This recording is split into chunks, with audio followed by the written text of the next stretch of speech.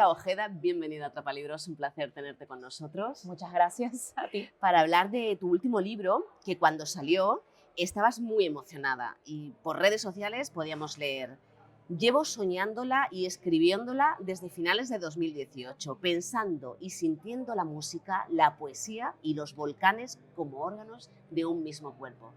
¿Ya lo tienen los lectores? ¿Cómo te sientes? Pues muy contenta, muy nerviosa, porque también cuando se expone ese cuerpo a la mirada de otros, uno siempre está con esa sensación de la fragilidad, ¿sabes? Total, de bueno, ¿qué dirán? ¿Cómo lo recibirán? ¿Lo recibirán con cariño? ¿Lo recibirán con disgusto? ¿No? Pero hasta ahora la recepción está siendo muy, muy buena, estoy muy contenta. Y bueno, también escribir es exponerse, así que de eso se trata. Chamanes eléctricos en la Fiesta del Sol empieza con esta frase: el oído es el órgano del miedo, y que repite Noa, una de las protagonistas, que junto a Nicole se ha escapado a un macrofestival en el Páramo andino para ver a los chamanes eléctricos. ¿Quiénes son ellas? ¿De dónde vienen? ¿Por qué están ahí? Son los dos personajes que abren la novela, Nicole y Noa, dos amigas que solo se tienen la una a la otra porque vienen de hogares desestructurados, en parte por lo difícil que es mantener una familia en cualquier circunstancia, pero también por lo difícil que es mantenerla en un estado de violencia, en una ciudad que está tomada por las narcobandas. No se llevan bien con sus madres, a Noa la ha abandonado su padre cuando ella tenía 8 años, a Nicole su padre es un alcohólico. Entonces solo se encuentran, digamos, refugiadas la una en la otra, en su amistad. Y ellas deciden salir de esa ciudad para acudir a un macrofestival que se realiza en las faldas de un volcán en la sierra ecuatoriana, justo en la cordillera andina. Y es un festival de música. Y van a buscar un poco huir del miedo, huir de la muerte, pero también recordar a través de la música que son jóvenes y que todavía pueden entusiasmarse y emocionarse y disfrutar del hecho de estar vivas. Y ya una vez que suben allá es cuando Noa le confiesa a su amiga que no solamente va al festival, sino que también va a aprovechar el festival para ir a buscar a su padre, al padre que la abandonó y que vive muy cerca de allí. Y ahí se dinamita la trama de la novela. Y ambas buscan respuestas, ¿no, Mónica? No sé si también un futuro distinto. Sí, yo creo que están buscando reintensificar las emociones a través de la música, sentirse, como dije antes, vivas, sentir que todavía pueden tener una imaginación futura, sentir que pueden despojar el cuerpo de miedo, sentir que no todo lo que les rodea es muerte y por lo tanto todo lo que hacen es recuperar una agencia política, porque todo esto tiene que ver con sacar el cuerpo de la parálisis social al que el terrorismo y el miedo trata de poner a la ciudadanía, ¿no?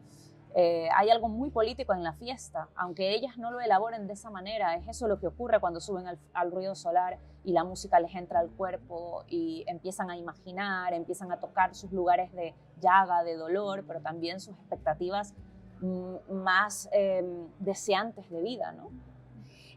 Tratas también las relaciones paterno-filiales, como has dicho, o familiares en general, por esto de que Noa, como has comentado, la primera parada es el festival, pero él quiere el reencuentro de ese padre que le abandonó de niña. ¿Qué busca ella en ese reencuentro? Yo siento que Noa es un personaje que para mí fue fascinante durante la escritura porque es la niña abandonada o la chica abandonada que está buscando respuestas en el dolor.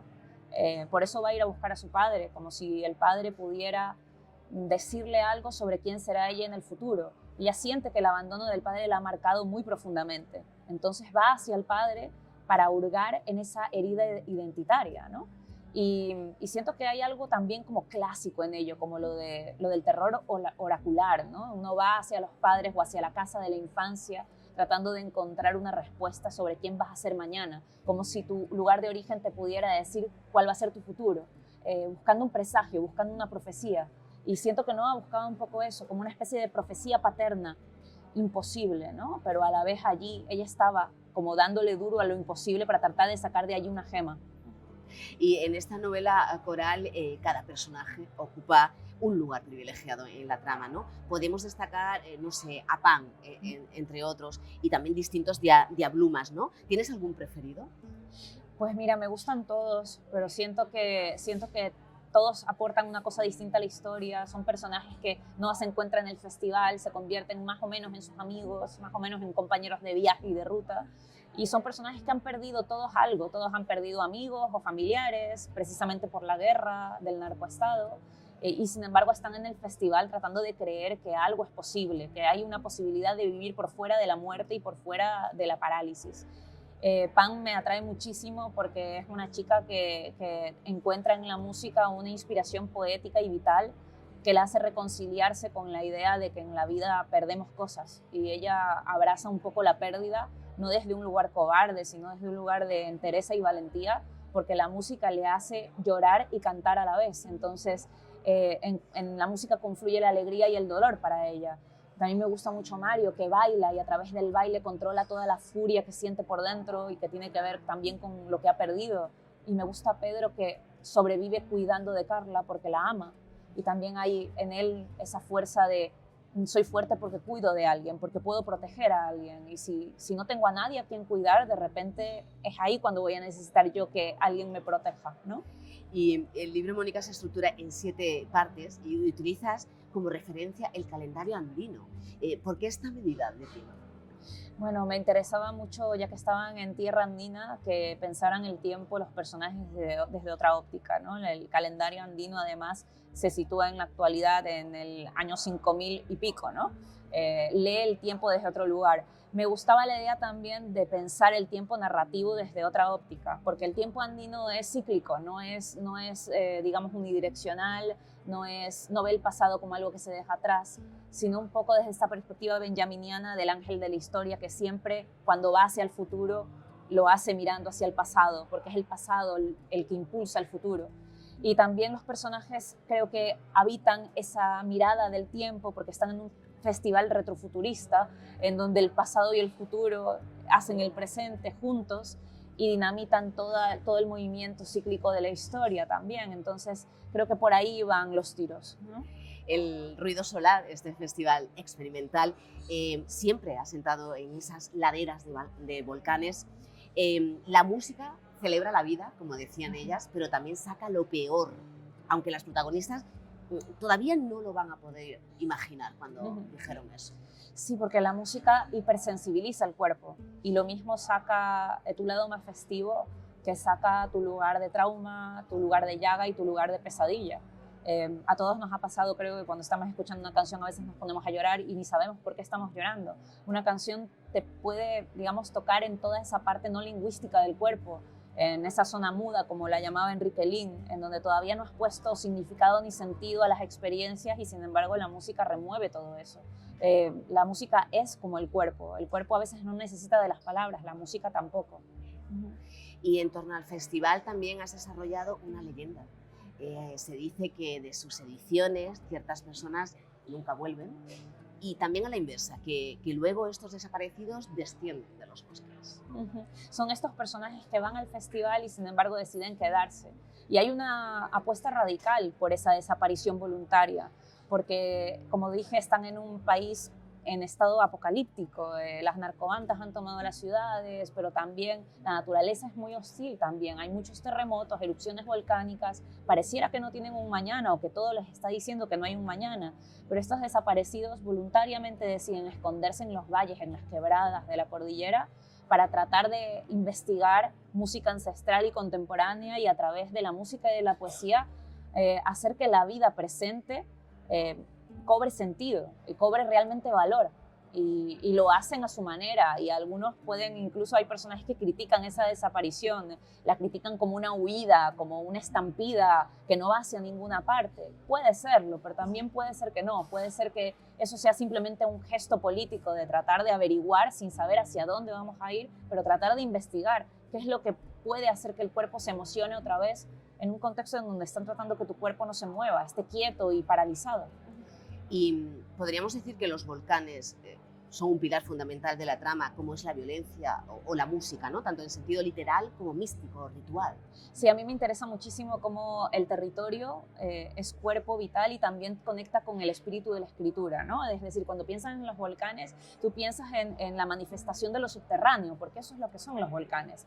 Cuando piensas en la escritura, también es lo que es un movimiento telúrico, geológico, que trata de manifestar lo subterráneo de la experiencia humana. Entonces me interesaba mucho cómo había una sinergia entre el paisaje andino, el territorio de la andinidad y la historia de los personajes, esa historia de desamparo y de búsqueda de refugio en un contexto tembloroso, sísmico, que da como resultado un cuerpo vibrátil, un cuerpo que está buscando respuestas, pero para eso se hace preguntas. Y ahí hay una cuestión que tiene que ver con un suelo que no está fijo, que es proteico, que es mutable. Y por eso me parecía tan interesante que la historia se realizara en las faldas de volcanes que están a punto de estallar. Y tenemos que hablar también de los chamanismos, ¿no? Porque lo tenemos en el título.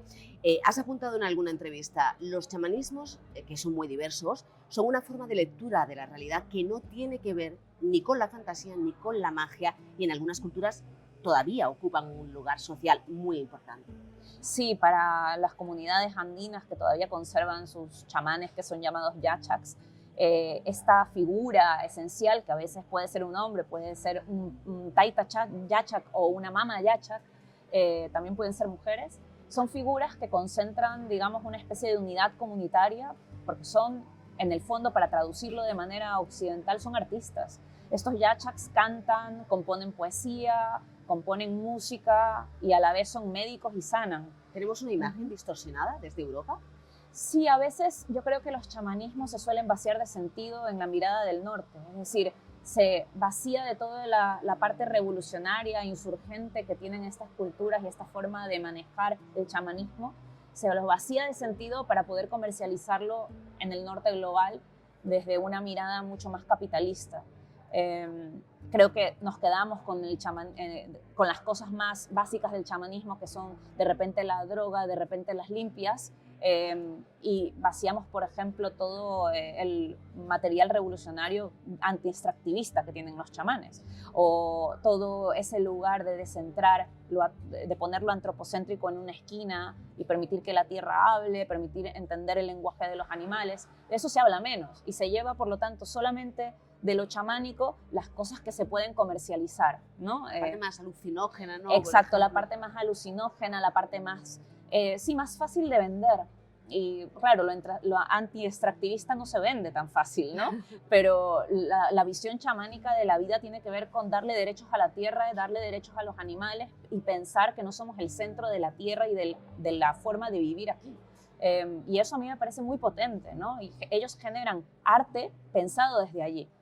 A veces nuestro arte todavía es muy antropocéntrico. Entonces a mí me interesa un poco el arte chamánico precisamente porque desplaza del centro al ser humano y lo pone en un lugar horizontal con otras formas de vida. Y ya para terminar, Mónica, empezamos con Noa y Nicole. Yo quiero preguntarte, sin desvelar mucho, si acaban encontrando lo que han ido a buscar, o quizás la pregunta es ¿qué efecto tiene el festival sobre ellas? Yo creo que no encuentran necesariamente una respuesta amable. Noa encuentra un camino, no encuentra una respuesta concreta, pero sí un camino al que quiere ir, y es un camino que la separa de su amiga. Y Nicole lo que encuentra es esa certidumbre de que vas a perder a alguien.